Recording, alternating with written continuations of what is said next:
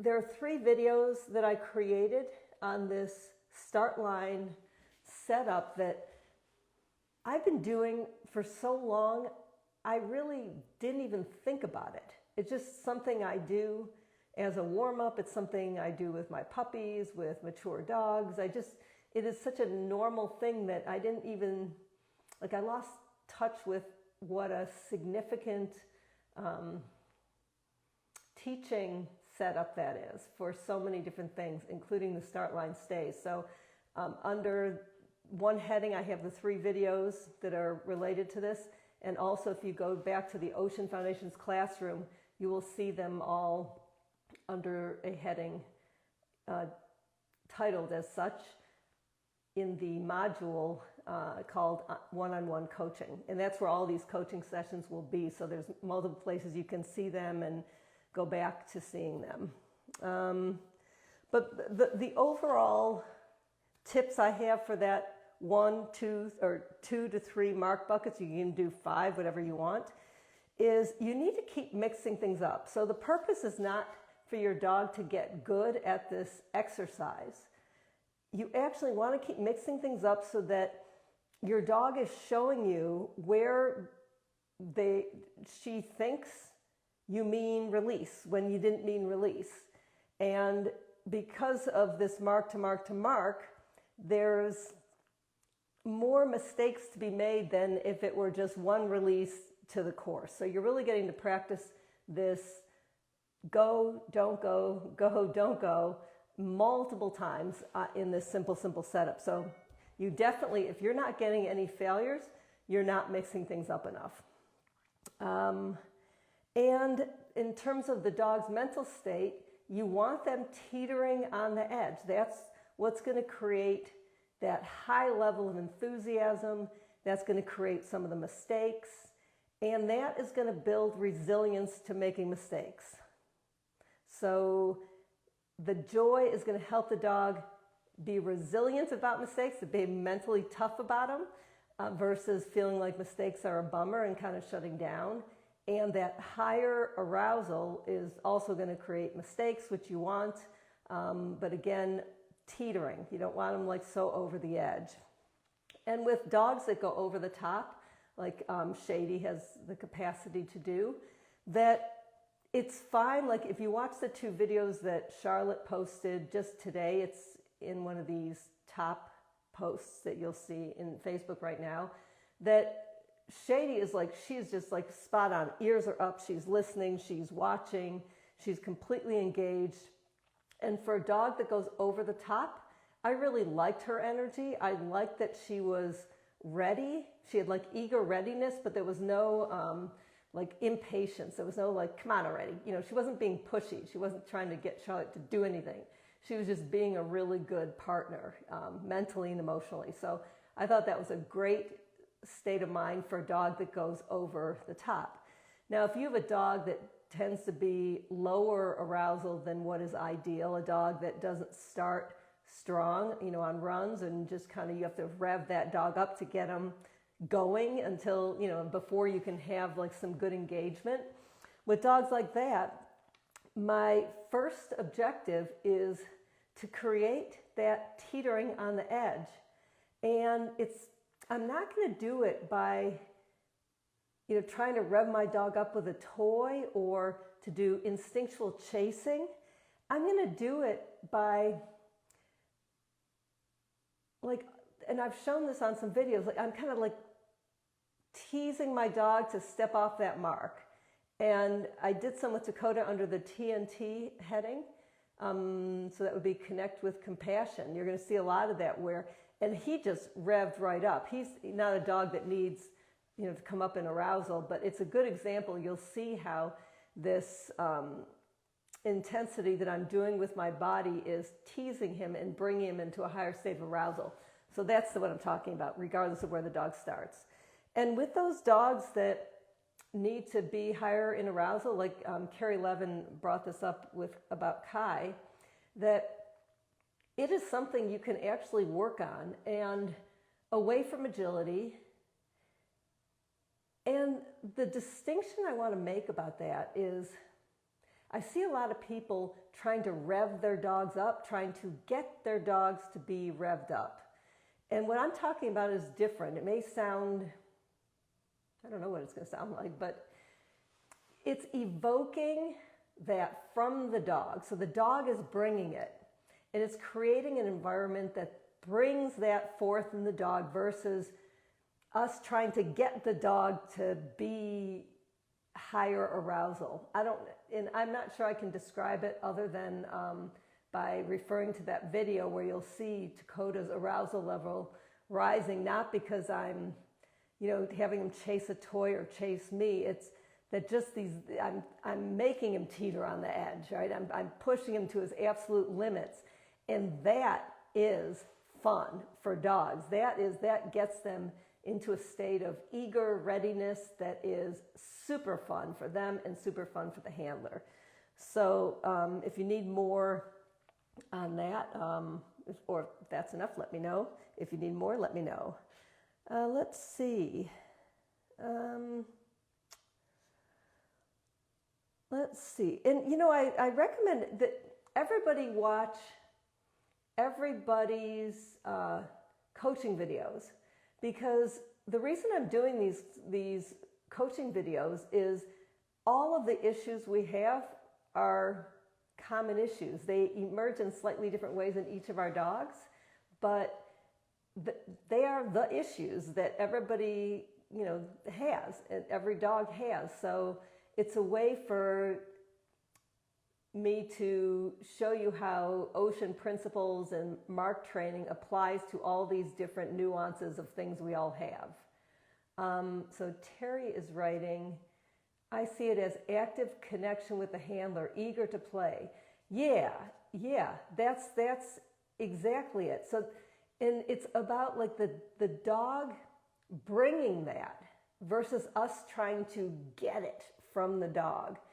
And I've been doing this with my in-person class, and there are a couple of Ocean members in there, but the other people have not taken Ocean. And their dogs have been really responsive to this notion of evoking epicness versus trying to get something from the dog. So it's definitely, you don't even have to have gone through Ocean to apply these principles if you have somebody there that's kind of coaching you on what the difference is and how to evoke versus how to get, if that makes sense. So let's see. So Charlotte's got those two great videos. And the way I like to watch videos, training videos, is I'll watch the video and I'll just first focus just on the dog or just on the handler. So I'll just say just on the dog, just to say one first. And I'm just going to be watching the dog's state of mind. And Shady, she just demonstrated she had a really good working state of mind. All was good until Charlotte brought the leash into play. And then all of a sudden, Shady had these expectations. She became kind of impatient. She became a little growly a little bit. She had a lot of stuff associated with, or I can call it even reactivity to the leash. And I don't mean reactivity like lunging, barking at dogs. Just the leash evokes a reaction from this dog. And it's just an association. My dog Jake had a strong association with the leash coming off, especially because I pulled it off like a champagne cork. We had nerves at my first trial and created an expectation from him that this was going to happen. But regardless of the reason, that Charlotte now has an opportunity to go, okay, so this is part of our trial start line routine. The leash, is on my dog, and if she is revved up on the leash more than she is off the leash, that is something I can work on away from trials. And if my dog, every time I pull the leash off my dog's head, the dog goes back like this, I can actually just, in the comfort of my home, work on, leash off, and figure out a way that works, or that, that my dog can be totally relaxed about me taking that leash off, that they don't pull back from it. And the benefit of that is all of this brings awareness to the entire routine that starts, the moment you get your dog out of your car and you start, you potty and do all that stuff before you, and all the way to the start line. So it is a big part of that, and I love that you can work on this a gazillion times. Like every single rep you set up, you can do leash on, walk your dog in a little heeling pattern, you like do a start line stay, take the leash off, and if the dog needs some work, put the leash back on, leash off, like kind of work on that whole thing. Throw the leash, even say to the leash runner something, you can, whatever, I talk to phantom leash runners. And then do one rep, and then bring your dog back, leash them up, walk them around, do something else, and do it again. You can get 100 trials done in like a single day, like the number of leash on, leash off starts of trials. You can just train that 100 times and get it, to a much higher state than you can if the only place you're working on that leash on, leash off is at the trial 4 runs a day, even 3 days. That's only 12 times you've now worked on it. So for Charlotte and Shady, I think that's going to make a huge difference. And it's also going to create opportunities for Charlotte to really key into where Shady's at. So Charlotte starts taking that leash off and Shady pulls her head back. Once they've trained a different way of doing it, Charlotte can just leave the leash on and then try it again till Shady goes, oh, okay, I can let you remove the leash without pulling my head back. And is this about the pulling the head back as a physical action? No. This is about a mental state and doing a trained behavior, which is to not react to the leash. And so what does that tell you? Is that says, okay, right now, Shady and I, we are connected. We're doing this trained behavior that we've worked on, and she understands, and she's capable of doing it here in the trial site. Now, if she isn't capable of doing that, that's in the trial environment. That's also great information. It lets you know that she may break this start line. She may, be, not in the best mental state. So it's all just good information. And the more you videotape and the more you go through your video and just watch everything your dog does, the more you're going to find these little holes or little quirks or little hiccups.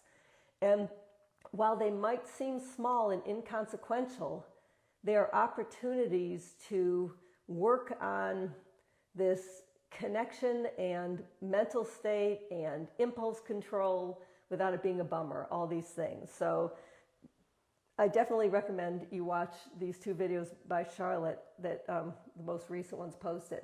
So after I've watched the dog, then I'm going to go back and watch the handler or myself if I'm the handler. And I am just analyzing, the mistakes I make, because I always make mistakes, or the, mistakes that Ocean members are making. And I'm also paying attention to what is the overall vibe that I or that person, what are we putting out? I thought, Charlotte's tone was really good. It was, I could feel the praise in her tone. And the whoopsies were, some of them were a little bit late. They were like, they could have been a quicker to let Shady know that the whoopsie was not, that she, the whoopsie was that she broke the stay, whatever. Anyway, but that's a side point. So watching yourself on video and watching your training after then, watching your dog and then comparing the two and seeing, what is the relationship between what I'm doing and what my dog's doing, I will bring a lot of things to the foreground, that you will see things you didn't even think about, and it will give you stuff to work on. I think a lot of people get bored working on simple things and simple setups because they're not seeing the nuances and they're not seeing the ability to work on the core issues in any setup.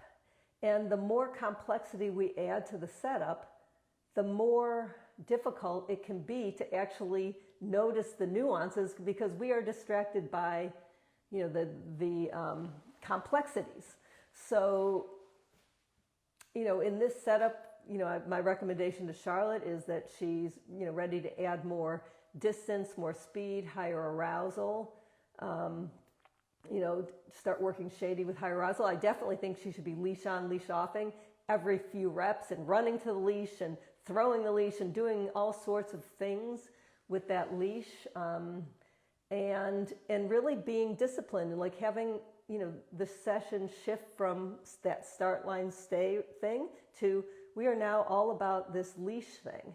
You know, that, you know, what can my dog tell me about this leash? So, you know, let your dog lead you in these sessions to these, you know, holy moments, kind of a joke, but, and I mean, that is how I learn everything about my dogs, in these simple setups and by watching the video. So it seems like a big deal to set up a video, but every time I don't set it up, I regret it. And every time I do set up, I realize it is not that big of a deal to put a video on, you know, a tripod or stick it in a coffee cup and just make imperfect videos.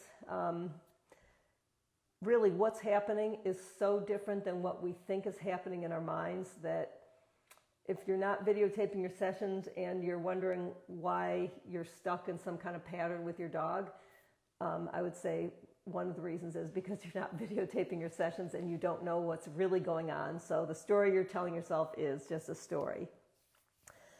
And let's see. So I'm not going to talk more about those 3 videos because it will be repetitive. And one of those videos is, I don't know, it's long, it's like 17 minutes. And I'm showing you an unedited, imperfect training video that I wasn't thinking I'm going to share. So it really is the real deal. It is what training looks like. You know, when this is what I do. And what you're going to see is my mistakes. You're going to see my dogs making mistakes. You're going to see me not really knowing why a dog is doing what they're doing. But you are going to see me, I just keep varying things and switching things up and seeing what my dogs do. There's no judgment about, oh, that, failure, bad. It really is an experiment. And I'm not going to keep repeating something that is successful and easy for my dogs. Not only is that boring for my dogs, but it's not very useful. So there's so many variations that you can do with just mark buckets. And the other reason I wanted to share that video is that some of us are going into our cold season and you can do this training indoors. That was an indoor training. I do a ton of stuff indoors. That leash on, leash off stuff can be a great indoor training thing, even with one mark. You can do your whole start line routine in your house.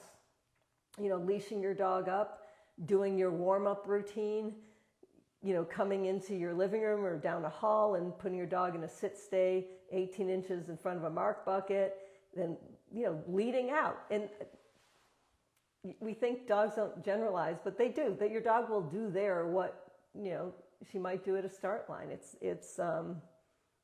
just a good rainy day, snowy day kind of activity.